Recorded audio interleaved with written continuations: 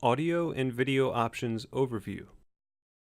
When you first log in, you are offered to choose which communication medium you wish to use, selecting either a microphone on your PC or using a phone to dial in. You may change your mind and switch to the phone or mic by clicking the corresponding icon at the top of the screen, or by accessing the audio and video options from the center marquee or from the More menu to swap to the opposite audio method at the bottom left of the options screen.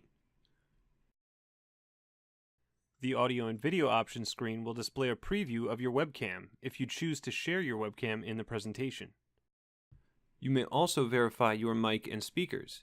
If for any reason your mic or speakers are not working, use the drop-down list to make sure the correct device is chosen, then make sure to click Update Settings when finished. If you have no mic or speakers available or have trouble with your devices, you can dial in using a phone. Clicking the phone icon at the top of the screen will bring up a notification that asks you to confirm if you wish to switch to telephone. Once confirmed, you are provided the dial-in number and meeting code, as well as your dial-in pairing PIN. For best experience in your meeting, be sure to pair your phone. This connects your phone number with your online presence in the meeting. Thanks for watching.